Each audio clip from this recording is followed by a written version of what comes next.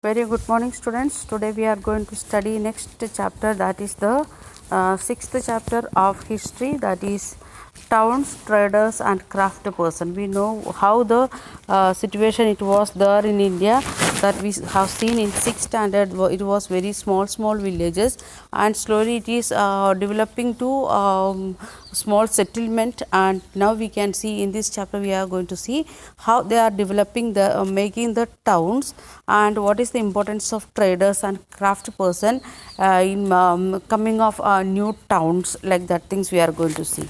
And here in first page itself given the map where is the major towns we can see in the South Indian and North Indian towns. Then even in Andaman Nicobar, like that things it is given, and what is the name of the map, it is given some important centers of trade and the artisanal production in central and south India. Here we are going to think, because in sixth standard we have seen maximum things in North India as well as in the central India, because of the presence of water.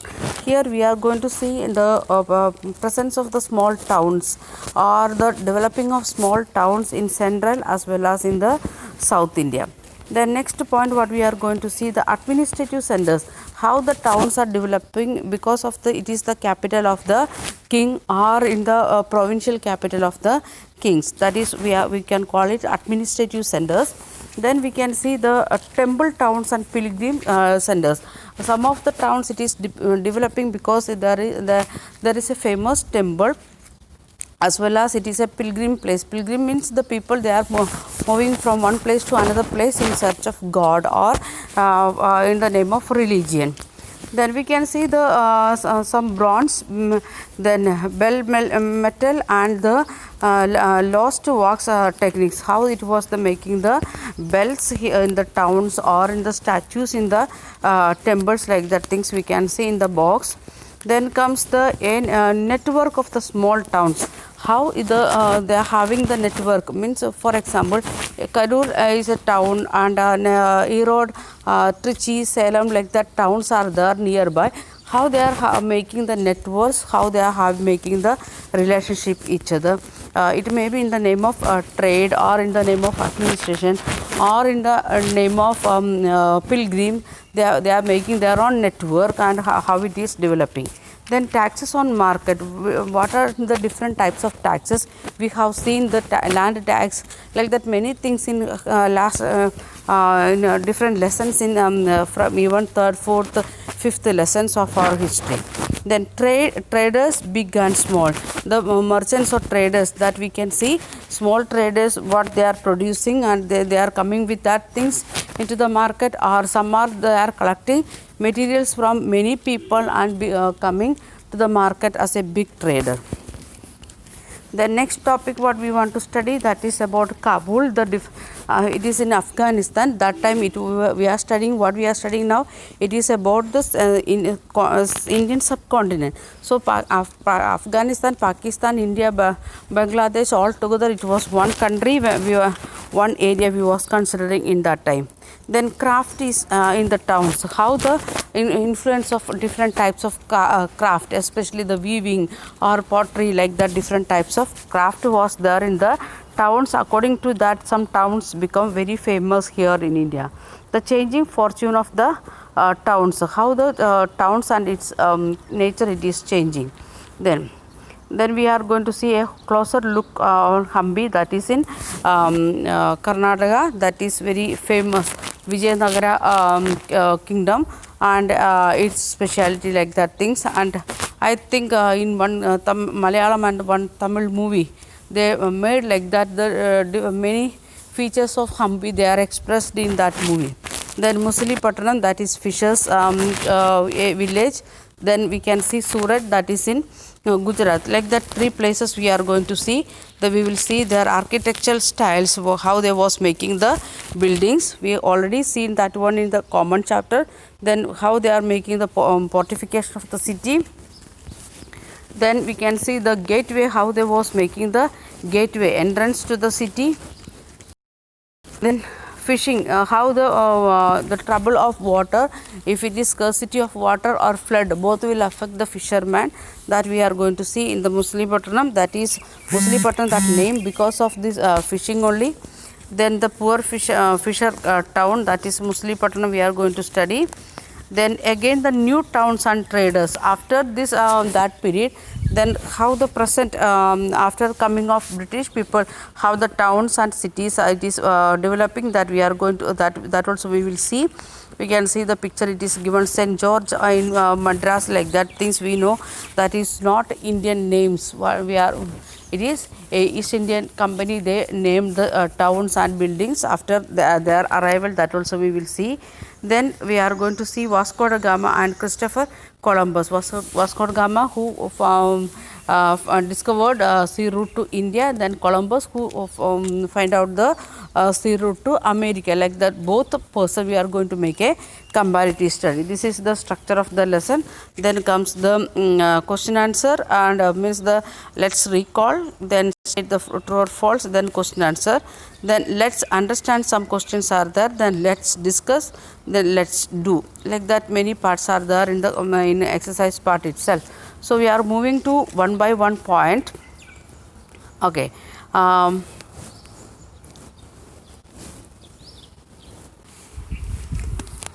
Okay, we are going to see the key points of the lesson. Sources of knowing about the history of this time. How we will come to know? First one, the source of the history are travelers' accounts. We know the many travelers came here. We have seen that one 6th standard also. They wrote many things about the history of India on that time. That is the one source. Then Montserrat Filch Thomas wrote some of the persons, pilgrims or the travelers came here in India. We can see their names: Domingo Peace, Niccolo Conti and Abdul Razak Samarkandi wrote about the life of this period. Many travelers came here and they wrote many things about India and the life of Indians here. Then quarter towns, we can see some of the towns it is developed as a quarter towns. Some of the important court towns were Lahore, Agra, Fatehpur Sikri and Delhi. We know what is the speciality. These are the areas where the kings they made their capital. Fatehpur Sikri was a new capital founded by Akbar. That also we studied in 3rd lesson. Delhi was also known as the Shahjahanabad and was built by Shah Jahan in 1639. That also we studied in Mughal Emperor chapter. Then port and trading towns, the near to the coastal area, some of the towns developing because of the speciality of the port. That means the travel through water. Some towns developed as a port due to their proximity of the seashore. Some major ports were Cambay, Surat, then Boach, Muslipatanam, Nagapattanam, etc. So these areas still it is many other ports also developed. For example, in Tamil Nadu, Tuticorin and Visakhapatnam, like that many towns it is developed afterwards. But on that time, up to say 8th century to 18th century, we can see many port towns and trade related to trade activities on ports. Then comes the administrative towns. Some towns were capital cities. They were centers of the administration. It may be the capital of the king, or it may be the provincial capital of the king. The king is divided his country into different provinces for administrative purpose. Like that towns also it is coming on that area. Then comes some example. Tanjavur, Urayur were important centers. Then temple towns and pilgrim centers. Some of the towns it is developed, we said already, it in the name of towns. Temple towns were important centers of urbanization and led to the development of cities, economy and the society. When we are thinking about 8th century to 18th century, the development of the temple towns, that is very interesting story. When we are reading history, if we want to make the temples on that time, what they was making, we have seen that was one in the last chapter. It was taking many people, 2000 3000 people together. They was working for the making of temples, and they are living the 10 to 20 years continuously in one area. All the workers related to this temple, it may be the carpenter working with wood and working with stones, and those who are making the carving people, they are coming and settling in that area, in that where we are making the temple area, and they are coming with their families also. So slowly it is developing as a city, maybe 2000 or 100 and more families, maybe 1000 and more families, or 2000 and more families coming together and staying there for a long time. Slowly we can see the development of the city, because that people, the workers of the temple, means the craft people or the artisans or the carving people, they need food, water, clothing, everything, and they want to get the want to make the instruments or tools to be sharpened. For that purpose, many other people also coming and settling there. For example, the shopkeepers with grocery, the shopkeepers with clothes, and blacksmith and goldsmith, like that many people, they are coming and settling that area to develop, help the workers of this workers of the, what we can say, temple making. So slowly there we can see one economical transaction developing in that area, and slowly it is developing as a city. Then pilgrims huge donations temples. This wealth was used by temple authorities to finance their maid, trade and banking. Then pilgrims, when they are coming from outside, if we are going to Tirupati or some other temples, what we will do, we will offer a big amount. It is not like that 5 rupees, 10 rupees. For ordinary people also, those who are doing as a coolie worker, daily wager with 200 rupees, and once in a while, if you are going to pilgrim once in a year or once in a 10 year, like that, when we are going, we may offer 1000 rupees or 10,000 rupees to the temple. And that money, for what purpose the temple authority they was using? For trade as well as banking, because the workers of the temple, they want to get their salary and other things for that purpose, or to purchase the materials which is needed for the temple purpose.